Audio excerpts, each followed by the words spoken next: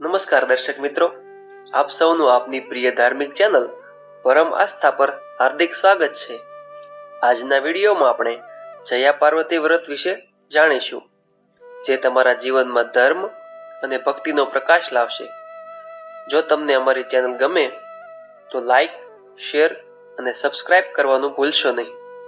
આવી જ ધાર્મિક વાર્તાઓથી સતત અપડેટ રહેવા માટે બેલ આઇકન દબાવવાનું પણ ચૂકશો નહીં। તો ચાલો શરૂ કરીએ જયા પાર્વતી વ્રતની વાર્તા। વ્રતની વિધિ। આ વ્રત અષાઢ સુદ 13ના દિવસથી શરૂ કરીને અષાઢ વદ ત્રીજના દિવસે પૂરું કરવાનું હોય છે।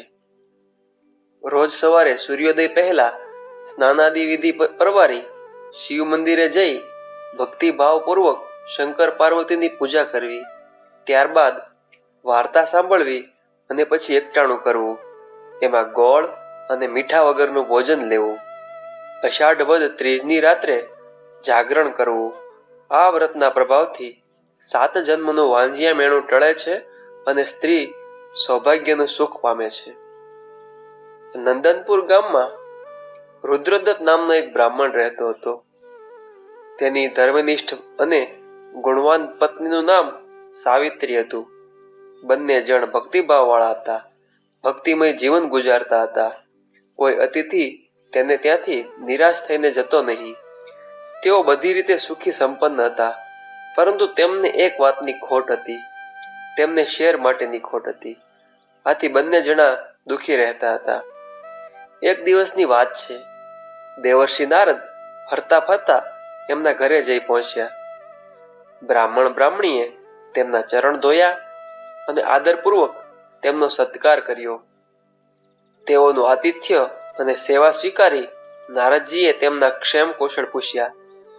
ત્યારે પતિ પત્ની ગળગળા થઈ ગયા અને કહ્યું, દેવ, તમારી કૃપાથી અમારે બધી વાતનો સુખ છે, પરંતુ શેર માટેની ખોટ છે।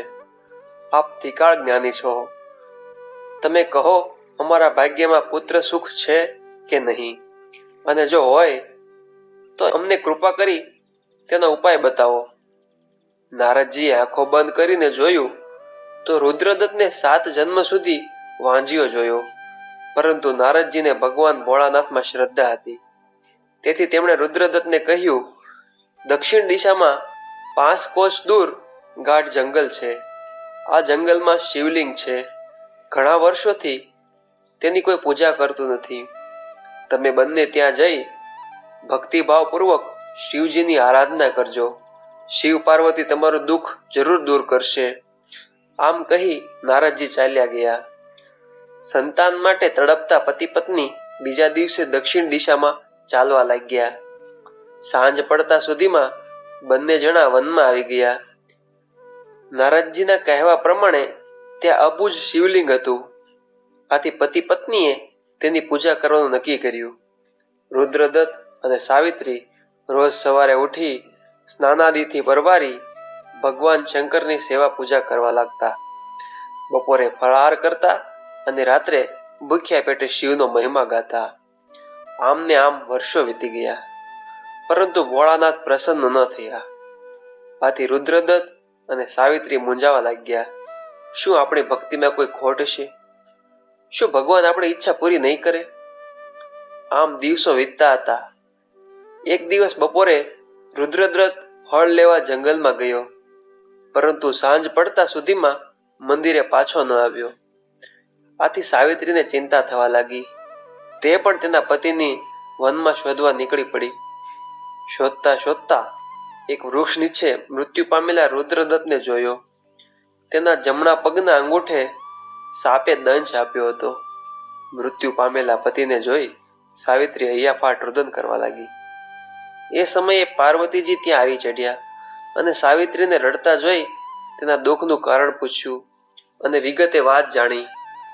પછી સાવિત્રીને આશ્વાસન આપતા કહ્યું, પુત્રી, તારું દુઃખ ઘણું અસહ્ય છે। હું તારા પતિને સજીવન કરું છું।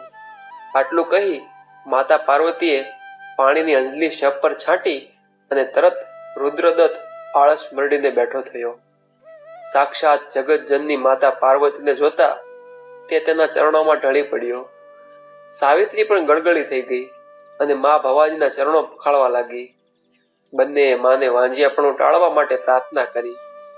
માતા પાર્વતી બોલ્યા, તમે જયા પાર્વતીનું વ્રત કરો તો તમને સંતાન સુખ પ્રાપ્ત થશે. માં, અમે તો પામર પ્રાણી છીએ, વ્રત વિશે કાંઈ જાણતા નથી, તો એ વિશે જણાવવાની કૃપા કરો. પાર્વતીજીએ કહ્યું, અષાઢ સુદ 13 થી અષાઢ વદ 30 સુધી વિધિપૂર્વક વ્રત કરી તેનું ઉજવણું અને જાગરણ વગેરે કરવું. આ વ્રત 20 વર્ષ સુધી કરવું. દર 5 વર્ષ એકી સંખ્યામાં સૌભાગ્યવતી સ્ત્રીઓને ભોજન કરાવવું અને યથાશક્તિ વસ્ત્રો, કંકુ, ચૂંદડીનું દાન આપવું. વ્રત પૂર્ણ થયે 7 જન્મનું વાંઝિયા મેણું ટળશે. આમ કહી માતા પાર્વતી અંતર્ધ્યાન થઈ ગયા.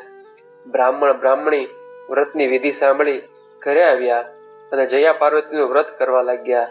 સમય જતા તેમના ઘરે પૂનમના ચાંદ જેવો પુત્ર અવતર્યો. આથી પતિ પત્ની ખુશ ખુશ થઈ ગયા. તેમનું વાંઝિયા મેણું ટળી ગયું હતું અને બાકીનું જીવન પુત્ર સાથે સુખેથી વિતાવા લાગ્યા.